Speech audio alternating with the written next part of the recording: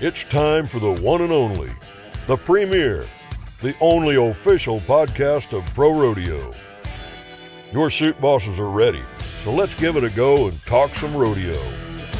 Welcome back into another episode of the Chute Bosses. It's Tanner Barr, Tracy Rink here as we get ready to bring you another exciting episode. And Tracy, we got a lot of great things coming your way. We'll have our Hall of Fame spotlight, Pro Rodeo props, and then we're also going to sit down with 2023 World Champion Kai Hamilton because we've been trying to catch up with Kai and see, how the recovery process was doing. It sounded like he maybe had surgery a couple weeks earlier than they thought, right. And so it'll be interesting. I'm looking forward to sitting down with Kai. Yeah, it's great for our listeners to get an update, too. Kai Hamilton's obviously a legendary story from the NFR, and we need to get an update of where he's at and his thoughts about what happened in 2023 at the NFR. Yeah, so in the back half of the show, we'll send things down to Texas. We'll chat with Kai a little bit to talk about, his world title from a year ago and his recovery process since that torn labrum in his shoulder and when he expect to be back on the rodeo trail. But as we always do here on the Chute Bosses podcast, we'll get things kicked off, Tracy, with our Pro Rodeo props. And this one is going to be, usually we give it to a committee or we give it to, somebody doing something great in the community. But this is just going to be to a cowboy that is putting together a heck of a comeback story, and that's bull rider Clayton Sellers. He's been on a tear here over the last couple of weeks. Yeah, he wins San Antonio, wins almost $27,000 on a re-ride on Yellowstone, a ranked bull that most guys couldn't ride.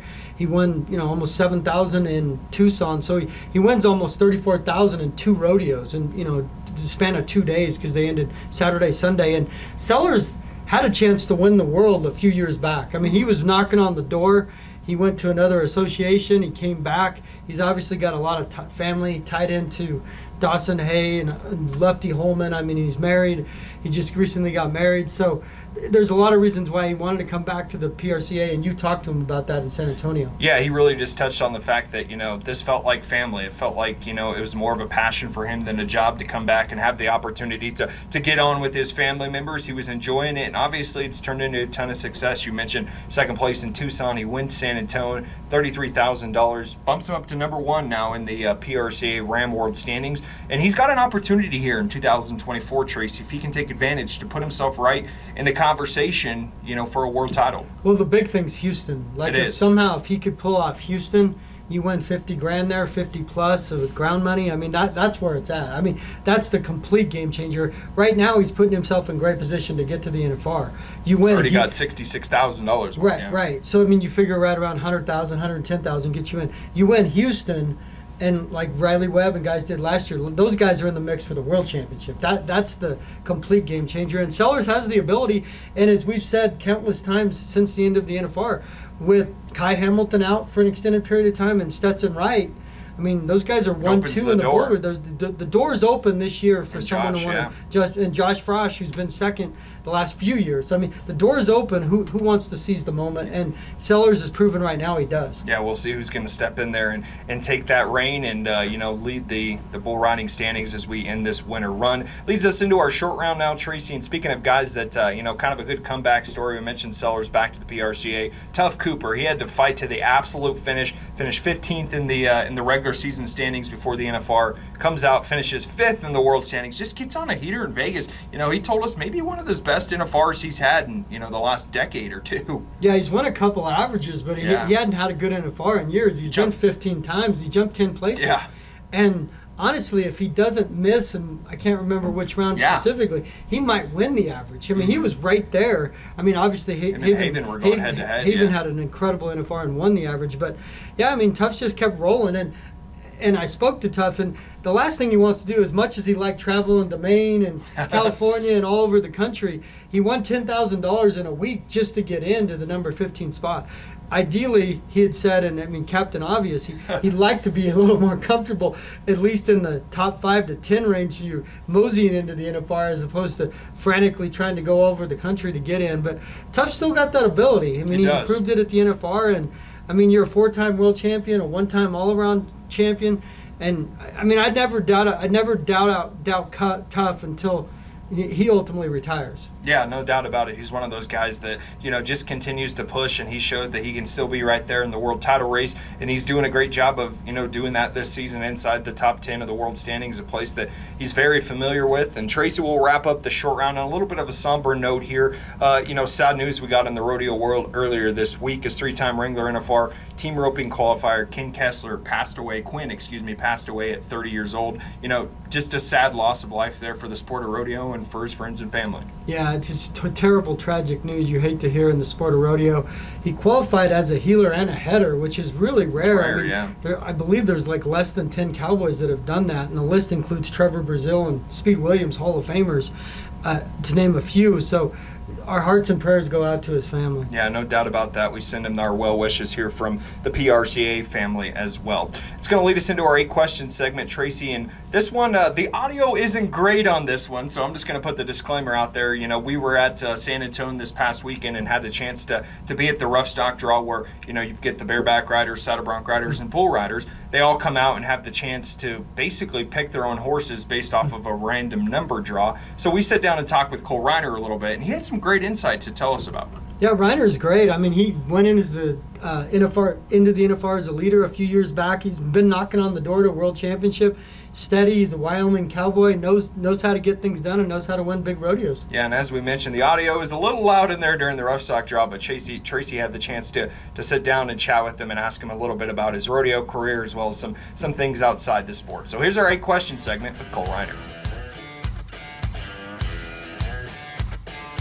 Favorite horse you've ridden? Deer or New Scarlet? Favorite moment so far in your career? My first round win in Arlington. Favorite idol mentor? Obviously Casey Fields. I got to travel with him. I kind of base my style around him. First car you had? First car I had a 04 Dodge Dually. First favorite restaurant? Cool. My favorite restaurant? I don't know, anywhere at home. I don't know why. No, let me do that again. Rocker, what's my favorite restaurant? Favorite restaurant? I don't know, Cheesecake Factory. No, Jimmy John's. No, you don't like I hate Jimmy John's. Long John Silver. Long John Silver.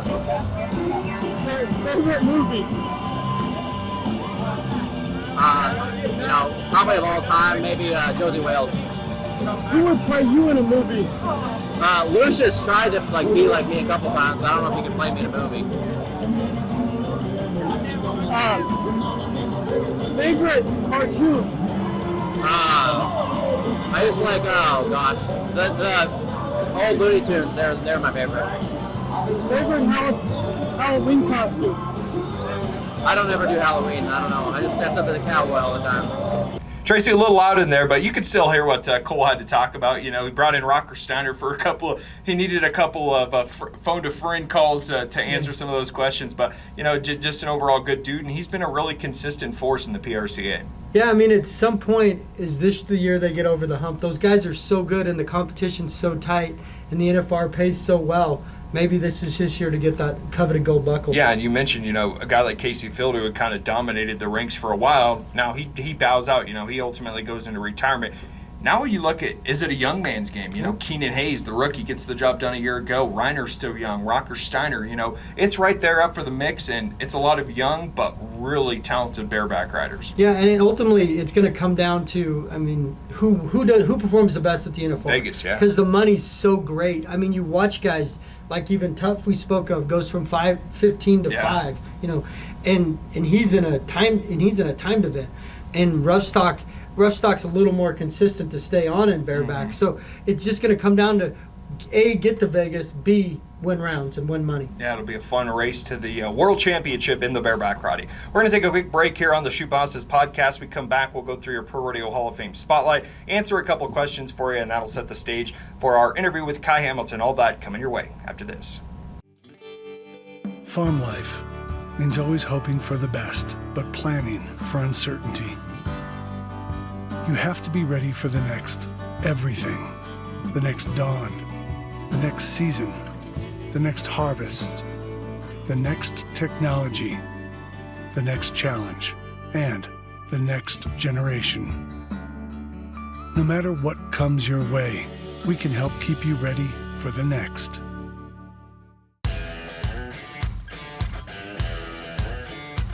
Welcome back into the Chute Bosses podcast, and we got a fun show still coming your way. Lots to get to here on the, what are we on, the third episode now, Tracy, of season number 2. Can you believe we're already into season 2, and the winter run's starting to, I guess heat up, but we're already a half of the way through it. Yeah, it's crazy. Houston's on the horizon, and I mean, the Chute Bosses thing, I know I've said it multiple times, was a dream for me for years. Now we're at 25 episodes. Yeah, we got you on board with TV stuff. We had help from other people as well, and I mean, it's been so much fun. Yeah, it has, and we have a bunch of great more shows coming your way as we wrap up the Texas winter run, and then we'll turn our focus to some of those spring rodeos. We'll have nonstop coverage of all the pro rodeo news here for you. So let's jump right in, Tracy, to our Pro Rodeo Hall of Fame spotlight, and this one's a little bit familiar to the guest we had a week ago here on the Chute Bosses. Our Pro Rodeo Hall of Fame spotlight is 2019 inductee Tommy Lucia. The father of Anthony Lucia. Tommy was just, outstanding, and also kind of just, set the curve for what a specialty act was headed forward. Yeah, I mean, he did so many things well, and I mean, obviously he's known for Whiplash. I mean, yeah, the Cowboy Monkey. The Cowboy Monkey, and I saw Whiplash perform at the Carter State Fair numerous times. Is Tommy there? Yeah. I mean, it's just he put on a great show. He put on a fantastic show, and I mean, kudos to him. I mean, he put in the time, and Anthony spoke about that. I mean, It wasn't like he was a 10-year specialty act guy. He was a lifer, rodeo lifer, and well deserved for him to be in the Hall of Fame. Yeah, he actually started his rodeo career riding bareback horses and bulls at age 15, and then kind of transitioned in, I think it was at age 20 to fighting bulls, and then eventually into his specialty act. And ultimately turned out to 3 PRCA Specialty Act of the Year awards. Anthony said he thought it wasn't really a big deal, but when he won the first one, he saw how special it was to him. So these guys, we see our Cowboys go up and down the road, Tracy, but specialty acts like the great Tommy Lucia, like, guys going down the road now, they put just as much effort into it to make a living and, for the love of the sport of rodeo. Yeah, I mean, it's a grind. I mean, it's like being a stand-up comedian almost. Freelancer, I mean, you got to bring your own stuff, and you're only as good as, the show's only as good as you, because you are the show. They let you show up, but you kind of dictate the action. It's a lot of pressure. I mean, and you got to have great skits, you got to have great animals cooperating with you. It's a lot. I mean, we've seen it with Rumford and guys like that in person. It's not just like the guy shows up and tells a few jokes. It's far more layers than people give people credit for in the specialty act profession. Yeah, no doubt about it. So there's your PRCA Pro Rodeo Hall of Fame spotlight. It's time for our Did You Know segment. And Tracy, we obviously know this one, but this is for all of our fans out there. Did you know that 5 PRCA Cowboys broke the single season earnings record in 2023? That's bareback rider Keenan Hayes, steer wrestler Tyler Wagaspack, saddle bronc rider Zeke Thurston, tie down roper Riley Webb, and then also, Kai Hamilton, who we're going to sit down and talk with. But it was just a historic season in pro rodeo, and those money earnings are getting high, man. Guys that are breaking these records, they're winning $420,000 to $450,000 now in a single season. Yeah, I mean, that was unheard of. That's insane. When I started in 13, if guys won $200,000, it was pretty amazing. I mean, Trevor Brazil was kind of off the grid himself. He was winning $500 a couple times, but Trevor Brazil's Trevor Brazil. But most guys that were single event guys, if they went over 200, it was a pretty amazing season. And now, I mean, and it speaks on what rodeo, where it's going and where it's heading, the growth. When you can win $400,000 or $500,000 in a season, I mean, Kai Hamilton almost won $600,000 as a bull rider in the PRCA, and I mean that's just astonishing to me. I would have never thought it would have jumped to those leaps and bounds, but now these guys truly can make a living at this sport, and that's what they want to do. I mean, not only be great at it, but make a comfortable living. I mean, granted, 15 guys go to the NFR, and not everybody makes a comfortable living, but at least the money's available now, and it's only getting better. And I think it was last year at the NFR, every contestant in every event won at least $100,000, which, some of those, maybe look at it as you don't turn quite a big a profit because you have to you have rigs, you have to feed horses, you go up and down with all these miles and gas. But, the sport of rodeo is headed in the right direction with money. The guys at the top end are winning a ton of money. That's a comfortable living winning $400,000, $500,000.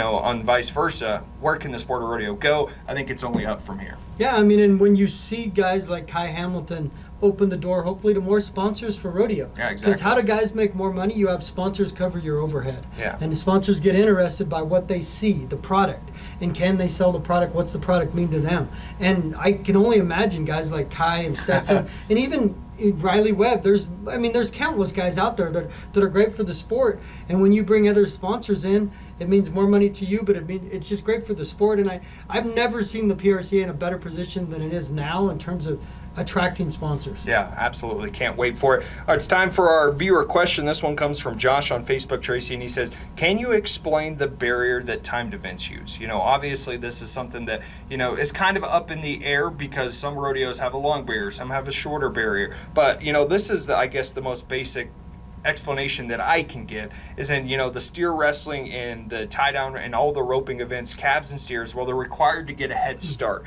and we mentioned that a rope barrier is going to be stretched across the box that they back their horse into, and then from that point, it's going to be tied to the calf or the steer's neck, and it's kind of a breakaway loop, so it's something that pops off, and once the calf or the steer reaches that certain mount, whether it's, a 10-foot barrier line, whether it's a 20, like some of the bigger rodeos like Cheyenne, the big outdoor rodeos, once they reach that predetermined, line that's in the dirt, I guess would be in our rodeo's cases, it'll pop off and the barrier is automatically released, and that kind of sets the stage for, when a cowboy can begin their run, because if they break that barrier, it's a 10-second penalty, and it can really cause problems for some timed event guys, and, ultimately maybe even cost world titles. Well, it's like a Christmas tree in drag racing or a light when you stop at a light. I mean, when it goes green, you go, but you can hedge your bet. It's almost like reaction time, essentially. It's a little bit tougher than some of those green lights because you can have a steer that comes out and stops or doesn't run. Right. I mean, it's even harder because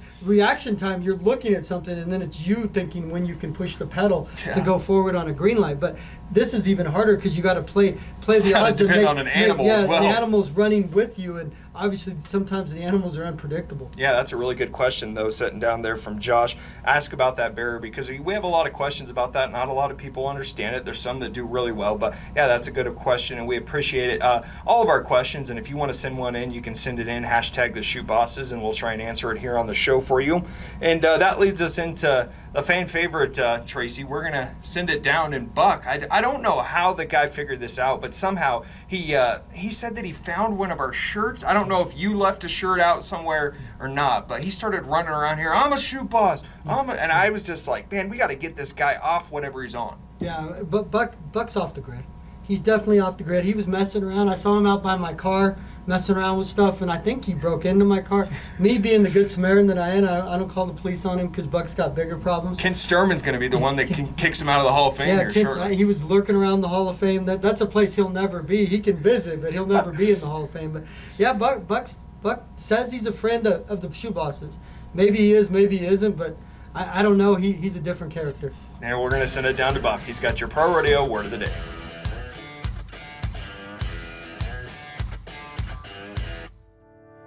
I'm Buck, official correspondent of the Chute Bosses.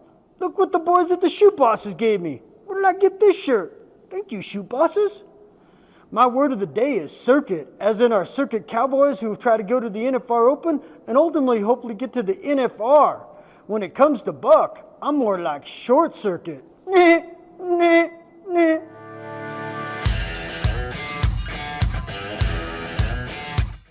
Horses are one of nature's greatest gifts, which is why they deserve the very best that nature has to offer. Since we've started using hemp flavor, our horses are calmer, more willing, more athletic. In the daily pellet, they eat it in their feed. My horses are picky. For them to eat it says something. The stuff's really just been lightning in the bottle. Equine Hemp Solutions. We support your horse so you can support your lifestyle. Proud supporter of your Western Sports Association. Go to the Equine Solutions website below and use Cowboy10 and receive 10% off your order.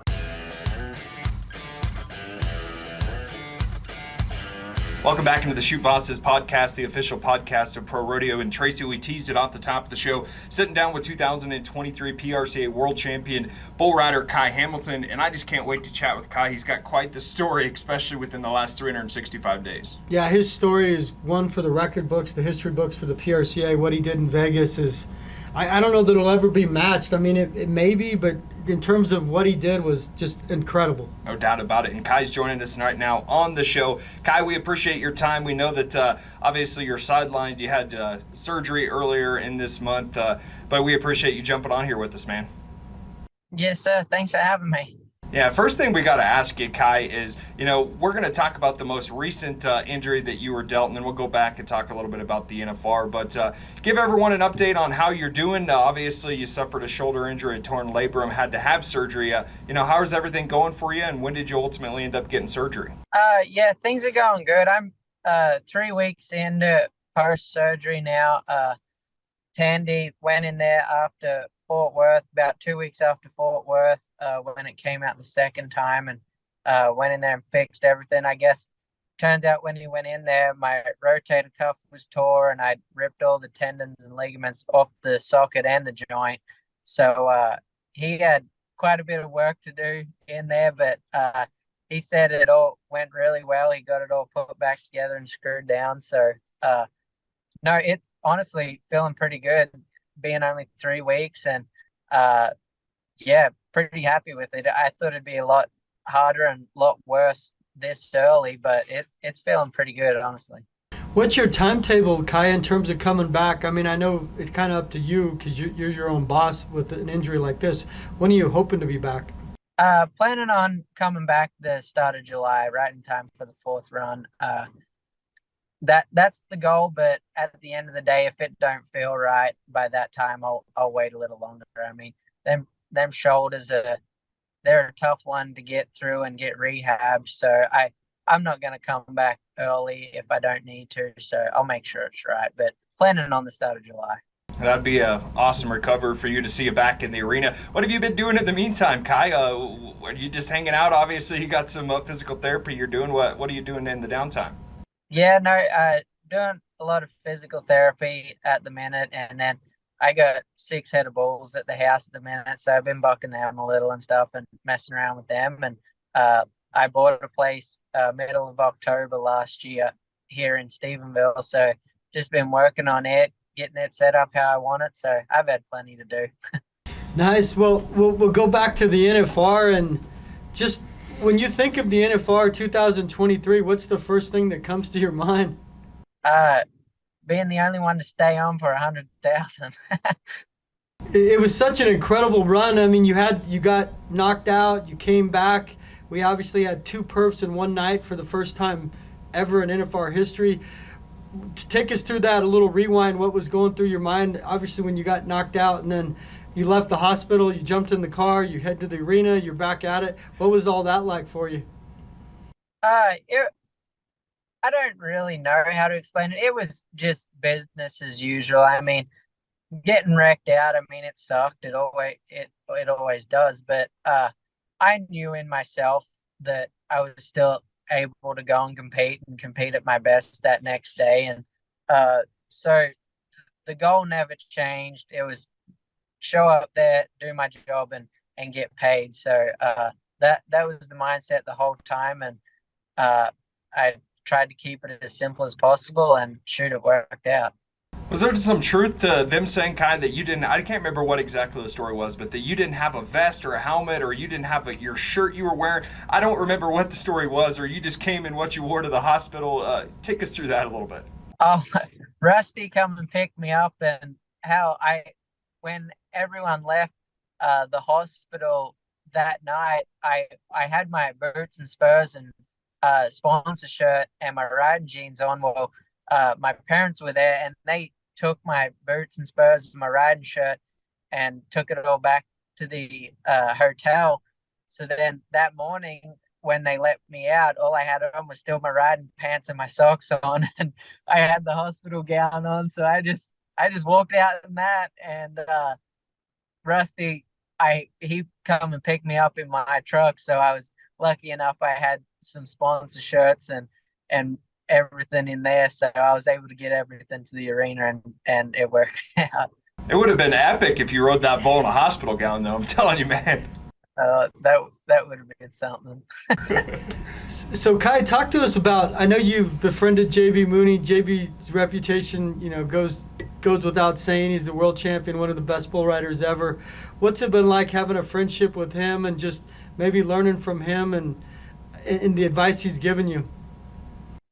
It was a big help. It was pretty much this time last year that it was right before San Antonio semifinals. I was having hell, and I asked him what he was doing that next week, and he said nothing. He was just going to be at home, and I said I wanted to come get on bulls every day and get stuff sorted out. And I went up there, and I was getting on lots of bulls, and I started riding good, and just hanging out with winners. I mean, that goes a long way. But someone like himself, he's old school cowboy mentality, and he didn't sugarcoat nothing, and he isn't gonna. And that, I think that was the best part for me, was being around him and learning his mentality about everything and going about things the way he did. And I feel like it helped my riding, and well, the proof's in the pudding, it did. But yeah, that old school cowboy mentality, and I think that was the key to pretty much fix everything.